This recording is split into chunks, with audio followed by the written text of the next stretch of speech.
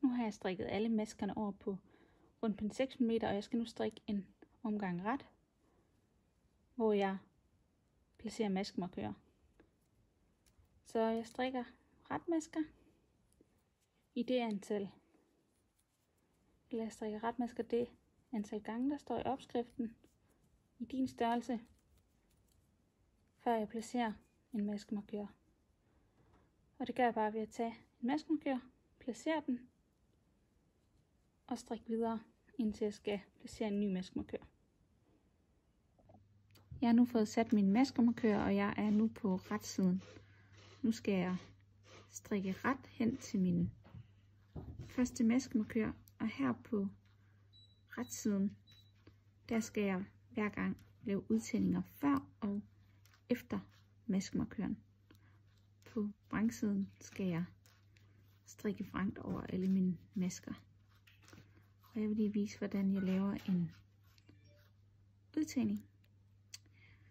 En nem udtagning. Nu er jeg nået en maske før min maskemarkør. Og så går jeg ind i masken, som jeg normalt gør, når jeg laver en ret maske. Men jeg trækker ikke den her tråd over på min højre strikpind endnu. I stedet for, så går jeg om i det bagerste maskeled herom. Og tager en maske mere. Og så tager jeg den over på højre strikkepind. Så det på den måde har jeg lavet 2 masker i en maske. Så flytter jeg min maskemarkør. Og så gør jeg det samme igen i masken efter maskemarkøren. Så jeg går ind, ligesom jeg normalt gør, i en ret maske. Og så går jeg ind i det bagerste maskeled her. Og trækker tråden ud igen. På den måde har jeg lavet 2 masker i en maske. Så strikker jeg ret igen hen til min næste maskemarkør og gør det samme igen. Når du har strikket x antal centimeter, så skal du ikke længere strikke frem og tilbage, altså skiftevis en pind vrang og en pind ret. Så nu skal du strikke rundt på rundpinden, og det vil sige, at du skal samle arbejdet, og det gør du ved at tage garnet fra højre strikkepind over på din venstre pegefinger. Så går du ind i masken her og laver en helt almindelig retmaske. Nu kan du se, at arbejdet er blevet samlet, og så begynder du egentlig bare at strikke ret rundt. Nu skal du ikke længere strikke en pind vrangmasker og derefter en pind retmasker. Nu skal du faktisk bare blive ved med at strikke retmasker, retmasker og retmasker. For det er sådan, når du strikker rundt, så skal du bare strikke retmasker for at danne glat strik. Så næste gang du kommer hertil, så strikker du bare ret henover. Jeg er nu nået dertil opskriften, hvor jeg har strikket det antal udtagninger, der står i opskriften, og jeg har nu det antal masker på pinden, som det er angivet i opskriften i din størrelse. Jeg har lige strikket forbi slissen her, som lynlåsen skal fastsættes i, og jeg er nået til den første maskemarkør, som markerer ærmet hen til den næste maskemarkør. Jeg skal nu sætte ærmerne til hvile og slå masker op til ærmegab. Og det gør jeg ved at strikke ret hen til den første maskemarkør. Og så tager jeg en uldnål i brug, hvor jeg har sat en tråd fast på. Så tager jeg maskemarkøren af. Og så sætter jeg alle de her masker på pinden her. Dem sætter jeg over på min tråd her.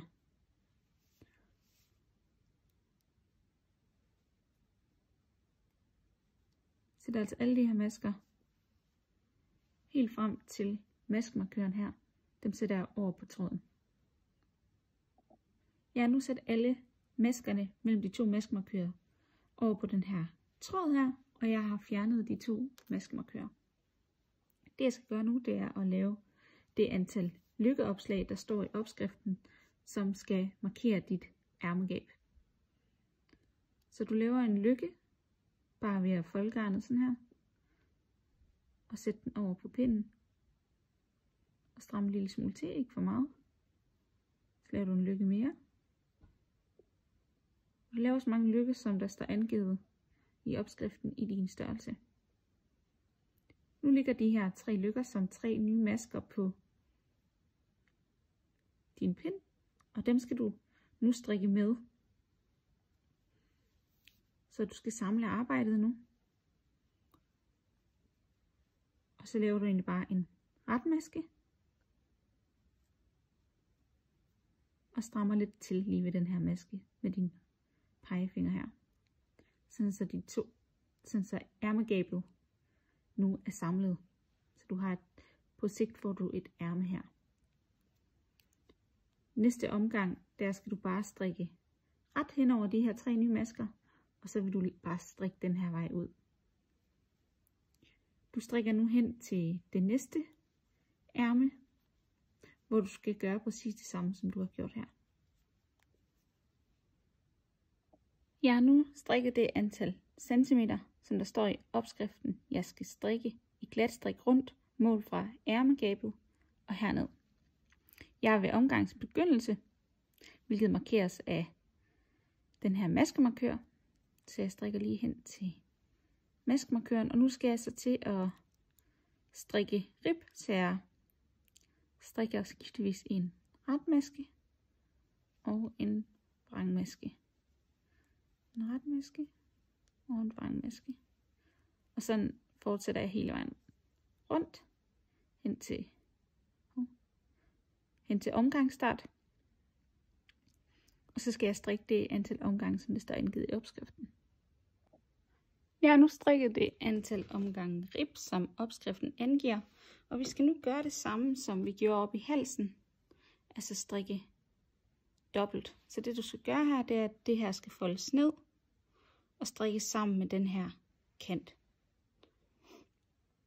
Det der er lidt anderledes, det er, at vi samtidig skal lukke af. Så først skal vi strikke 2 masker sammen med kanten hernede, og så skal vi lukke en maske af, skal vi strikke en maske og lukke en maske af osv. Det du konkret skal gøre, det er, at du skal ned og kigge her på dit arbejde. Den første maske her, du skal strikke, det er en vrangmaske. Og der skal du følge de omvendte V'er, der ligger her fra din vinkel her. Der ligger sådan omvendte V'er her. Den skal du følge ned. Bum, bum, bum, bum. Og de her vrangmasker, dem skal du strikke sammen med enden af de her omvendte V'er. Der hvor kanten er fra der hvor du startede med at strikke rib. Der skal du strikke den her maske sammen med den her. Og den retmaske, der ligger her, der kan du se, der er et V her. Den her retmaske, den skal du også følge ned. Og den skal du strikke sammen med den her. Så retmaskerne skal du strikke sammen med den vrangmaske, der ligger lige imellem sådan 2 masker her i ribben. 2 omvendte V'er i ribben. Det er den der. Så tager du den næste. Det er en vrangmaske. Og den strikker du sammen med den der. Men lad os gå i gang med det. Det er typisk lidt nemmere, når man bare lige får det vist. Jeg starter med at fjerne min maskemarkør. Godt. Så jeg skal ned og fange den her hernede. Den sætter jeg op på pinden. Så strikker jeg ret sammen. Så går jeg ned, jeg tager den her retmaske her, følger den hele vejen her på bagsiden. Og den skal så strikkes sammen med den her.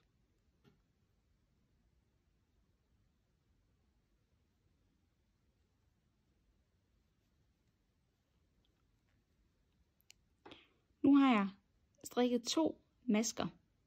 Og nu skal jeg, efter jeg har strikket, hver gang der er 2 masker herovre på din højre pind, når du har strikket 2 masker sammen med t-shirten hernede, eller indersiden af t-shirten hernede, så skal du lukke af, og det gør du ved at tage anden maske på højre pind og trække den hen over den forreste maske. Og det kan man gøre lidt nemmere for sig selv ved lige at trække ud i den anden maske, og så tage fingeren ind og holde fast i den forreste maske, og på den måde trække henover. Nu skal jeg igen ned og have fat i opslagskanten hernede.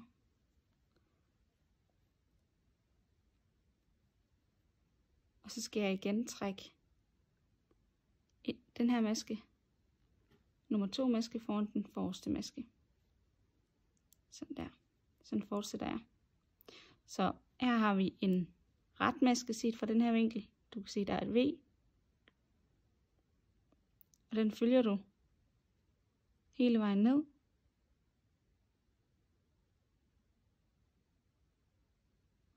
Og så skal du have fat i den her.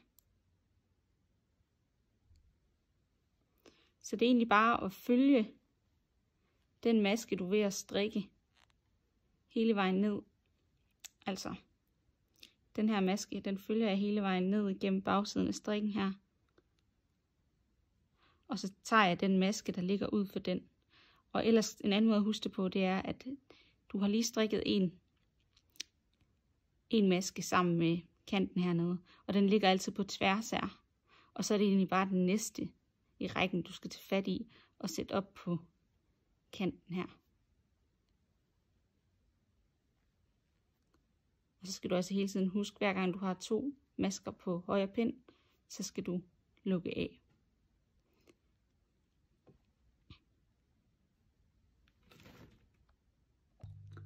Når du har lukket alle maskerne af på den måde, så ender du med at have en maske på din højre pind til sidst. Og for at lukke den sidste maske af, så laver du en lille lykke sådan her. Du tager garnet, folder det rundt, og så har du en lykke. Sætter du den over på din højre pind, og så trækker du den bagerste maske hen over den maske, du lige selv har lavet. Så trækker du op i garnet sådan der. Så tager du en saks